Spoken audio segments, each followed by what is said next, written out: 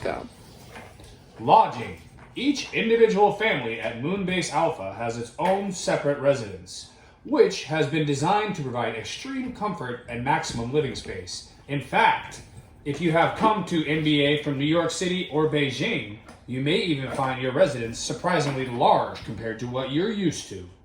All units are equipped with multiple slim screens, enough for the whole family, direct comlink connections to Earth, ample storage space, and relaxing sleeping quarters. And with Slim Screen's magical portal technology, your private view can be personalized to any of 3 million Earth locations, allowing you a reminder of home or a taste of adventure. Chapter 2, Red Alert. Lunar Day 188, morning. I didn't hear about Dr. Holtz's death until well after it had happened. I hadn't been able to go back to sleep after overhearing his conversation in the bathroom. This was partly because I was excited to learn what he'd discovered, but mostly because our lunar sleeping quarters are horrible. Sleeping in low gravity is difficult to begin with. It's been a major problem with human spaceflight since day one. However, the idiots who designed MBA worked overtime to make the problem even worse. Due to space and weight considerations, no beds were brought to the moon. Instead, we all sleep on air mattresses that were specifically designed for minimum weight rather than comfort. They're stiff. Don't touch the phone with your foot, please. They're stiff. They're stiff. They smell like burning tires, and they often leak. So it's common to wake up in the middle of the night to find yourself on a hard floor surrounded by deflated rubber. In addition, it's always daytime in Moonbase Alpha. All our power comes from the sun, generated by 2 massive arrays of solar panels. So MBA is situated near the moon's north pole, where the sun never sets. Anywhere else on the moon, we would have had 354 hours of night at a time, followed by 354 hours of day. To stay sane, all Moonies are directed to follow a 24-hour Earth day synced to the USA's Central Time Zone via Mission Control in Houston, Texas. But I've had a hard time adapting to life without regular phases of night and day. Finally, we don't have bedrooms.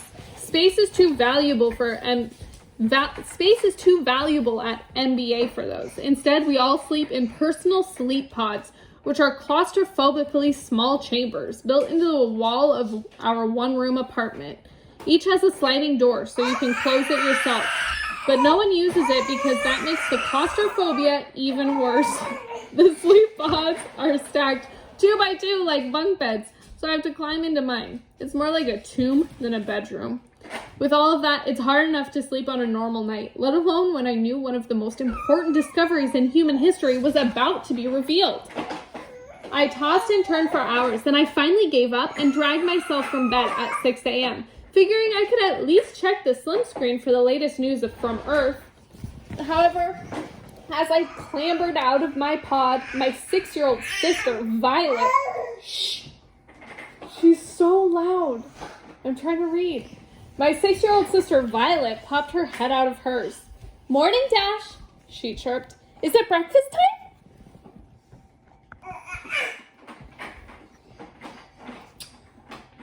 "Not quite yet," I whispered, trying not to wake up my parents. "Go back to sleep."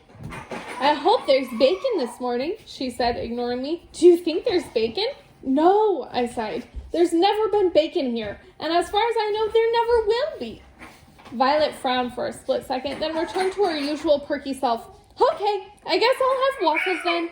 She scrambled out of her pod and drifted down to the floor next to me. On Earth, Violet barely weighed 40 pounds. In the moon's weak gravity, she might as well have been a leaf. She's wearing bright pink Hello Kitty pajamas, and her dark hair was sticking out every which way, making her look like Thing 1 from The Cat in the Hat.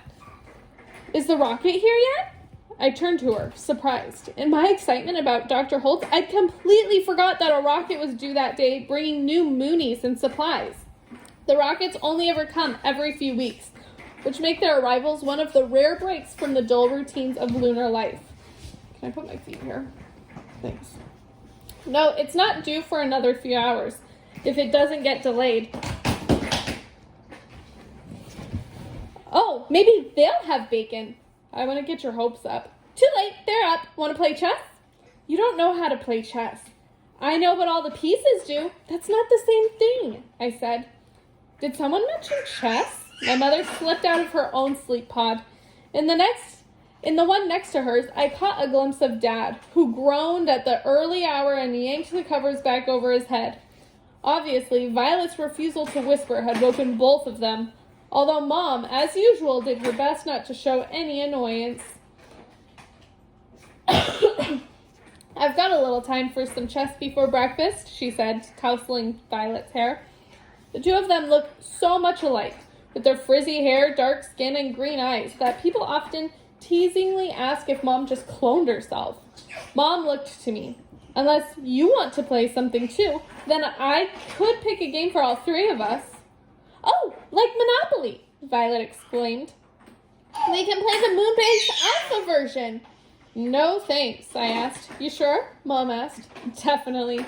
I was too keyed up to spend the next few hours playing a game. And I certainly wasn't about to play one that took place on moon-based alpha. I felt trapped there enough as it was. Your loss, Mom chided. Then she turned to the slim screen. Computer, chess, please. Although computers have been able to control everything in homes on Earth for years, Mom and Dad always hated the idea. They never installed a control system back in Hawaii. But at MBA, the base computer is hardwired into every room, eternally ready to do anything we ask. Fortunately, we can adjust its personality to our private quarters.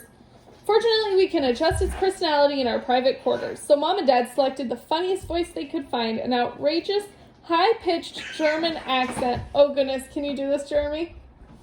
Outrageous, high-pitched German accent. Nope. Nope. Nope, I can't do the high-pitched part. Can you do any German accent? No. It would be my pleasure. Is that German? Yeah. The computer squealed. What version of chess do you desire? Is that for German? Yeah. Okay. Mom stifled a laugh. W's are V's and V's are W's. Yeah, well, I'm trying. Surprise us, she said. I will do my best, mein Frau. I know because I watched a lot of Sound of Music. On our only table, the slim screen surface shifted from the standard simulated marble screen. Isla, stop. I'm trying to read. Screensaver to a three-dimensional holographic chess game. The computer had selected an extremely ornate version with pieces that looked like they'd been molded from pure gold and silver and studded with precious gems. Ooh, Violet gasped. Can you make my pieces pink? I'm afraid I do not have the ability to emit odors. The computer replied. Therefore, I cannot make them stink. Not stink, Mom snapped. Pink. Can you make her pieces pink? The computer makes this sort of mistake a lot. Despite billions of dollars in research and development, no tech company has perfected voice recognition software yet. You're telling me, do you know how much that Siri always bothers me? Even the most state-of-the-art systems mess up. There's a rumor that World War III almost started when the computer in charge of the North American nuclear missile system misinterpreted a commander saying, "I hate syrup," to annihilate Europe. I'm terribly sorry for the mistake, Fräulein, our computer replied. I will correct this right away. All the golden chess pieces instantly became neon pink. Violet clapped her hands with delight and sat at the table. Like the beds, all our chairs at MBA are inflatable, uncomfortable, unwieldy cubes of cheap, squeaky rubber. Whenever you sit in one, it sounds as though you just passed gas. Mom pulled up an inflated cube across from Violet. All right, Pumpkin, you go first. Just so you know, chess isn't Mom's standard pastime. Usually when people hear my parents are scientists, they assume they're awkward, unathletic nerds whose idea of fun is just doing long division. And it drives me nuts. My parents are the least nerdy people you've ever met. Mom swam competitively in college and competed in triathlons up until we left Earth. Dad is a rugged outdoorsman. He summited dozens of mountains and once free climbed El Capitan in Yosemite in a day. They met on a Class 5 rafting trip down the Snake River. But most importantly, my parents aren't unusual. I've met hundreds of scientists, and most are almost as athletic and adventurous as my parents. I'm not sure how the whole idea that scientists are nerds ever got started. On Moonbase Alpha, the residents aren't merely brilliant, they're also incredibly physically fit. The NBA gym, at peak hours, looks more like the locker room of a pro soccer team. Unable to focus on the chess game, I turned to the main slim screen in our room. This one is enormous, taking up an entire wall. We don't have a window. Almost no one at MBA has a window, as windows are insanely expensive to deliver and install in space. So we use the screensaver to give ourselves a view. It was currently displaying Hapuna Beach on the Big Island at sunrise, waves lapping on the sand. Frankly, I prefer this to a window. We can project anything we want, while the surface of the moon is dull and gray, and since there's no atmosphere, it never changes. Computer, bring up the homepage on the big screen, I say. Ja, meine. What? That I wasn't prepared for that one. Hapuna Beach vanished, and the MBA homepage took its place. I scanned it quickly, hoping to see that Dr. Holtz had called an important meeting for all residents. But there was nothing. In fact, the page hadn't even been updated recently. The previous night's Lunar Book Club meeting was still listed as the next upcoming event in the calendar. I couldn't wait. Oops. I couldn't wait in the room any longer. It was feeling even smaller than usual to me. Although Dr. Holtz had said he wouldn't be revealing his discovery until 7 o'clock, I figured he might be too excited to sit tight as well. Maybe he was already down in the communal kitchen, holding court. I went to our bureau to grab some clothes. Going out already? Mom asked. What's the hurry? I'm hungry, I said. You didn't even check the World Series score. Mom sounded slightly suspicious. I checked them in the middle of the night, I said. Charlotte beat Vegas 6-3. Dad groaned from his sleep pod. You're kidding. No, William Higgins hit a grand slam in the 8th off Jed Bynum. What were you doing up in the middle of the night? Mom asked. Bathroom. Revenge of the chicken parm. It didn't take long for me to pick out clothes. Since the moon base is kept sterile, our clothes don't get very dirty, which is good, as we have limited storage space and only one laundry machine at MBA. Luckily, even if you do work out hard, your clothes don't end up smelly. It's the dirt and grime mixing with your sweat that makes the stink on Earth. Each pair of clothes can be worn multiple times before needing a wash, so we Moonies brought only 10 outfits each for our 3-year stay. This was fine with me, as I had basically worn a t-shirt and shorts every day back on Earth, though some Moonies found life with only 10 outfits as awful as I found life without decent food. I pulled on my Waimea middle school surf team tee and yanked board shorts over the boxers I'd slept in. As I strapped on my smartwatch, I noticed a message in its tiny video screen. I had missed a call from Riley Bach, my best friend back on Earth. The night before, I texted Riley that I'd call her later. She was probably still asleep. It was 1 a.m. in Hawaii, and besides, there was too much else to focus on that morning. I slipped into my sneakers and headed for the door. Violet abandoned her chess game and ran after me. I'm hungry too! I want waffles. Waffles, waffles, waffles. Dash, can you wait for your sister to get ready? Mom asked. No. I didn't even slow down on my way out. It always takes her 15 minutes to get dressed. I could eat and be back by then. I don't need to get dressed, Violet announced. I'll just wear my pajamas. I thought you wanted to play chess, I said. I want waffles more. We don't have real waffles on the moon, of course. We only have reconstituted waffle-flavored substance. Tastes like coagulated maple syrup, but Violet loves it. She's the only one at MBA who eats it. I grabbed the doorknob, ready to walk out anyhow. Dash, wait for your sister, Mom ordered. I stopped, knowing better than to disobey my mother. The last thing I needed was to be sent to my sleeping pod. Let's move it, Squirt, I told Violet. Let me get my slippers. Violet scurried back to her pod, singing a song about waffles. Violet could make up a song about anything. She once performed practically an entire opera about clipping her toenails. Now she was happily crooning, I love waffles. They're not awful. They taste so good. A strange, urgent beeping suddenly filled the room. It sounded like a giant microwave announcing that the popcorn was done. It took me a moment to figure out it was coming from both slim screens at once. On the wall and the tabletop, the home page and the chess game vanished and were replaced with a message in blinking red letters. Urgent communication. For Dr. Rose Harris and Dr. Stephen Gibson, log in to the secure portal immediately.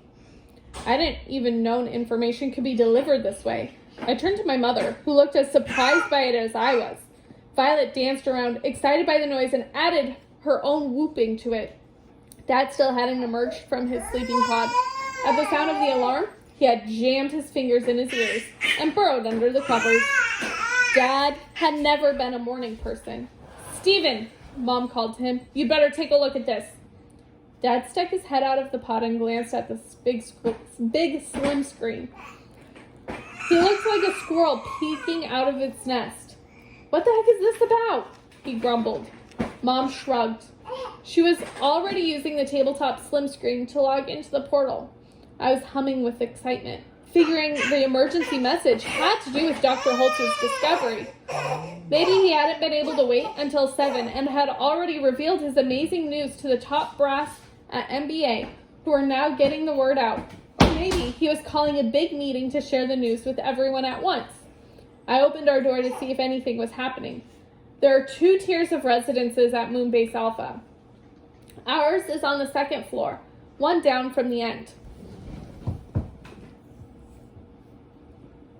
I don't know. One down from the end. The door opens onto an iron catwalk. Catwalks are easier to ship and install than real floors. Over the railing, I could see the 1st floor hallway below. No one was moving on either level, though the same urgent beeping was coming through the other residences' doors. 2 residences to the right of mine, I could hear the muffled sounds of the Brahmaputra Marquez family groggily waking. Voices echoed through the base at my to my left, in the direction of the main airlock. There was an edge to them, as though the speakers were worried or panicked, but I couldn't hear what anyone was saying.